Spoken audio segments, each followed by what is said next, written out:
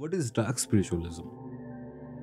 আমার ভেতরে যে ডার্কনেস রয়েছে সেই ডার্কনেসকে যখন আমি স্পিরিচুয়ালিজমে কাজে লাগাই, আমি তোমাকে বলতে পারি এটাই সব থেকে ডার্ক, আমার ভেতরের ডার্ক পার্ট। ডার্ক খুব রিলেটিভ একটা ব্যাপার। খুব তোমার কাছে একটা জিনিস ডার্ক, আমার কাছে আর একটা জিনিস ডার্ক। আমাদের Dark বলতে কি শরীরে বোঝাচ্ছ? সব থেকে ডার্ক কি, সব থেকে গভীরতম যেটা হয়, যেটাকে আমরা অনুভব করতে পারি কিন্তু যাকে আমরা দেখতে পাই না, সেটাই কিন্তু বলা যায় ডার্ক, তাই না? হুম। তো আমাদের শরীরের যে ঊর্জা, যেটাকে সাধারণ মানুষ বলে থাকে সেক্স, ঠিক আছে, এই ঊর্জা নিয়ে কিন্তু আমরা কাজ করি। আমি তোমাকে এর আগেও একটা পডকাস্টে বলেছিলাম, এই ঊর্জাটা কিন্তু আমরা আমাদের আরাধ্যর প্রতি দেই। সেক্স হুম। কিভাবে? দেখো, আমাদের বিভিন্ন রকমের রিচুয়াল থাকে, সেই রিচুয়াল তো আমি ডিটেলসে বলতে পারবো না।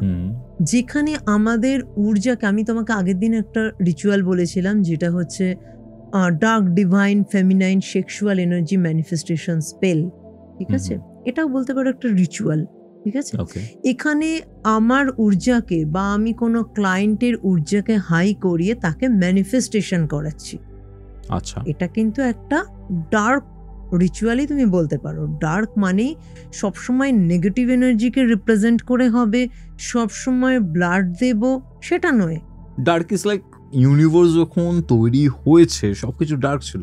It is the origin point. Origin point. এই যে সেক্স হচ্ছে আমাদের অরিজিন পয়েন্ট, যেখান থেকে আমরা সৃষ্টি, সেটা সব থেকে কোর জিনিস, সব থেকে ডার্ক জিনিস। তো সেই ডার্ক পার্টটা নিয়ে কিন্তু আমাদের কাজ, এবং সেই ডার্ক পার্টটা কিন্তু আমাদের কাছে খুব পবিত্র। এটা কিন্তু যেখানে সেখানে ব্যবহারের জিনিস নয় আমাদের কাছে। এবং এই ডার্ক পার্টটা আমরা কিন্তু আমাদের ওরশিপেই বলতে পারো সবার আগে আমরা কিন্তু তাকে ডেডিকেট করি, লুসিফারকে।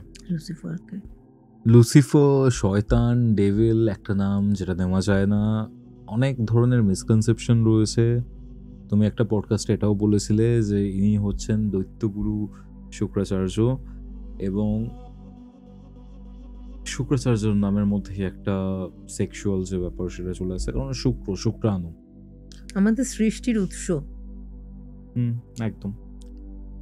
তোমরা কি লুসিফারের উপরে কাউকে কনসিডার করো? লাইক লুসিফারের হায়ারার্কিতে কেউ? there is someone who created Lucifer. দেখো, যদি বলো লুসিফারকে কে ক্রিয়েট করেছে, সেটা আমি প্রথমেই বলেছিলাম, সান অ্যানসফ যার নাম ছিল, তার 72 চিলড্রেন ছিল। One of the best children, one of the best knowledgeable, যার বিউটি ছিল বেস্ট, যার কোয়ালিটি ছিল বেস্ট, যে মিউজিক ছিল, মানে লর্ড অফ মিউজিক বলা যায়, লর্ড অফ নলেজ বলা যায়, লর্ড অফ বিউটি বলা যায়, সে হচ্ছে লুসিফার। ঠিক আছে, এর বাইরে লুসিফারের ওপরে আমরা কাউকে ধরি না, আমাদের কাছে লুসিফার প্রেসিডেন্ট। তাহলে অ্যানসফ বা সানকে তোমরা কেন কনসিডার করো না? তারই তো পুত্র লুসিফার। কনসিডার এই কারণে করি না, কারণ দেখো, লুসিফারের যে কনসেপ্ট ছিল যে পৃথিবীকে আমি ধ্বংস করব না, আজকের দিনে আমরা যদি বেঁচে আছি সেটা লুসিফার ব্লেজিং, কারণ এই পৃথিবীকে লুসিফারই বাঁচিয়ে রেখেছেন, না হলে তো পৃথিবী। এর আগে তোমাকে একটা পডকাস্টে আমি বলেছিলাম যে অ্যানসফ ইডেন গার্ডেন ক্রিয়েট করেন, ঠিক আছে, কিন্তু কিছুদিন পরে ওনার মনে হয় ইডেন গার্ডেনকে আমি রাখবো না, আদাম ইভকে ভ্যানিশ করে দেব। লুসিফার কিন্তু এর এগেইনস্টে গিয়ে বলেছিলেন, না, পৃথিবীকে আমরা, পৃথিবীর সৃষ্টিকে এগিয়ে নিয়ে যাব আদাম ইভের মাধ্যমে। বাট লুসিফার তো অ্যাডামকে অপোজ করেছিল, because Adam created from mud and water. Lucifer was created from a source of light. দেখো, লুসিফার কিন্তু এই যে আদাম ইভ প্রথমে যেভাবে ইডেন গার্ডেনে ছিল, তারা কিন্তু নেকেড থাকতো, কোনো বস্ত্র পরতো না। ট্রি অফ লাইফের যে ফ্রুটস ছিল তারা সেই ফুলটাই খেত। অ্যাপেল নয়, অ্যাপেল হচ্ছে ট্রি অফ নলেজ। ওকে, হ্যাঁ, পরে লুসিফারই কিন্তু, দেখো, সৃষ্টি কিন্তু তখনও তৈরি হয়নি, ভগবান সৃষ্টি করেছিলেন একভাবে, কিন্তু এই মানব সভ্যতাকে এগিয়ে নিয়ে যাওয়ার জন্য কিন্তু আদাম ইভের মধ্যে সেক্সুয়াল ফিলিং আসার দরকার ছিল, কারণ না হলে কিন্তু সৃষ্টি এগোবে না, তাই না?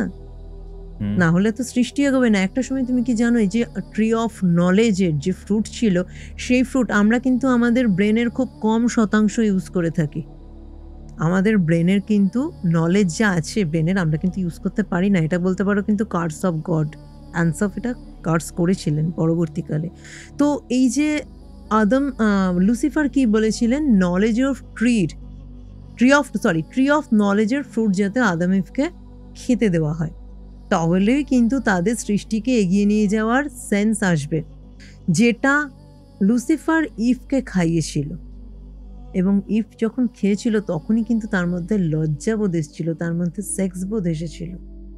আদম যখন ইভের থেকে জেনে আদমও খেয়েছিল আপেল, তখন কিন্তু তার মধ্যে সেক্সুয়াল ফিলিং এসেছিল, তার মধ্যে লজ্জা এসেছিল। পৃথিবী কিন্তু এগিয়েছিল, তো সৃষ্টিকে তো এগিয়ে নিয়ে গেল লুসিফার। আমি বুঝি না তাহলে এই যে গড বা অ্যানসফ, সান, ভগবান, ঈশ্বর, হোয়াটএভার, তিনি ক্রিয়েট করেছেন, জানেন যে এই সবগুলো হতেই পারে। লুসিফার সেই জিনিসটাকে প্রমোট করলো, তারপরে বংশবৃদ্ধি হলো according to the Abrahamic religions. তাহলে তো বলা যেতে পারে গড যতটা আমাদের কাছে পূজ্য তার থেকেও বেশি পূজ্য হচ্ছে লুসিফার। অবশ্যই তাই। আজকের দিনে তুমি লুসিফার ছাড়া কেউ আছে? সবাই তো লুসিফারকে শয়তান, ডেভিল বলছে। তোমার যে জন্ম হচ্ছে সেক্স দিয়েই তো জন্ম হচ্ছে, মন্টপ্পু তো কোনো কিছুতে তো জল খেয়ে জন্ম হচ্ছে না। সেক্স মানে কি?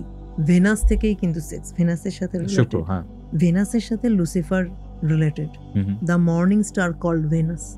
তোমাকে আমি বলেছিলাম এর আগে একটা পডকাস্টে যে লুসিফারের যে প্রেয়ার আছে আমাদের এভরিডে প্রেয়ার, তার মধ্যে আছে দ্য ডন ব্রিয়ারার, the light bringer, the morning star called Venus. Clear? তো ভেনাস কানেক্টেড, তো লুসিফারের সৃষ্টিকে এগিয়ে নিয়ে গেল। আজকের দিনে আমরা লাক্সারি চাই, গ্ল্যামার চাই, আমরা প্লেজার চাই, সমস্ত কিছু চাই। কে দিচ্ছে? লুসিফার। প্লেজার মানে দেখো একটা কথা আছে না, 7 deadly sin। ভগবান কিন্তু 7 deadly sin বলেছে করবে না। আজকের দিনে প্লেজার ছাড়া কোনো মানুষ আছে? ডিজায়ার ছাড়া কোনো মানুষ আছে? লাস্ট ছাড়া কোনো মানুষ আছে? আমার একটা জিনিস বারবার মনে হয়, ভগবান যদি না চায় আমরা 7 deadly sins এর মধ্যে না জড়াই, তাহলে আমাদেরকে সেরকম হিউম্যান ফিলিংস দেওয়া উচিত হয়নি, যার জন্য আমি ডিজায়ার করব, যার জন্য আমি লাস্ট করব, যার জন্য আমার খুব বেশি খেতে ইচ্ছা করবে। জীবনটা তাহলে থেমে যাবে। তুমি বলো তো, তুমি যদি আজকে মোনোটোনাস লাইফ, ডিজায়ার মোনোটোনাস হয়ে যাবে। তুমি যদি সেই ক্ষেত্রে আমাকে তাহলে এই ফিলিংসটা দেওয়া হলো কেন, যার কারণে আমার এই জিনিসগুলো চাইতে বা এই জিনিসগুলো যখন পাচ্ছি চাননি এইগুলো হোক। ভগবান তো একটা জড়ো করে রাখতে চেয়েছিলেন, এটা খাবে, ঘুরবে ফিরবে, ওইভাবেই চলবে। আজকের দিনে কেমন হতো যদি তুমি কোনো গড, আজকের দিনে কেমন হতো যদি আদম ইভের মতো তুমি কোনো বস্ত্র পরতে না, এখানে পডকাস্ট কিভাবে করতে, আমি প্র্যাকটিক্যালি বলছি, কোনো একটা সোর্স থেকে তোমার খাবার আসতো, তুমি ওটাই খেতে, সারাদিন তুমি জড়ভরতের মতো বসে থাকতে, জীবনটা কেমন হতো? জীবনটাকে আদতে এগোতো? তুমি ক্রিয়েটিভ হতে পারতে কি? প্রত্যেক মানুষ ক্রিয়েটিভিটির সাথে, যে আজকের দুনিয়া কোথায় এগিয়ে গেছে, ক্রিয়েটিভিটি হয়েছে, মানুষ নিজের ব্রেনকে ব্যবহার করছে, সেটা কি হতো? তুমি বলে যে অ্যানসফ বলেছিল বা সান বলেছিল বা গড বলেছিল, কোনো মানুষ তার ব্রেনের 100% কাজ লাগাতে ছিল পারবে না। এটা আপেল খেলে, কারণ আপেলের মধ্যে ছিল ট্রি অফ নলেজ। আপেল খাওয়ার মাধ্যমেই নলেজটা গেইন হতো, তার ব্রেনকে কাজে লাগাতে পারতো। যখন লুসিফারের কাছ থেকে পাওয়া আপেলটা ইভ খেয়ে নিল, আদমও খেয়ে নিল, ওরা তো ব্রেনকে কাজে লাগাতে পারবে। মানুষ প্রচুর আগে এগিয়ে যেত, সেখানে হয়তো ভগবানকেও ছাড়িয়ে যেত। আমার তোমার কথা শুনে মনে হচ্ছে যে Lucifer actually God and God is actually শয়তান বা শয়তান। অ্যাকচুয়ালি তাই। আইনস্টাইনই সব থেকে বেশি পরিমাণ নিজের ব্রেনকে ব্যবহার করেছিলেন, স্যার আলবার্ট আইনস্টাইন। আমরা কিন্তু করি না। এবং অ্যাপেল যদি বলো, অ্যাপেলের সাথে কিন্তু এই যে আমাদের পিনিয়াল গ্ল্যান্ড এর কানেকশন আছে। আপেল খেলে কিন্তু থার্ড আই কানেক্টেড হয়, যেটা পিনিয়াল গ্ল্যান্ড। যখনই আমাদের শরীর খারাপ হয়, ডক্টর কি বলেন? আপেল খাও।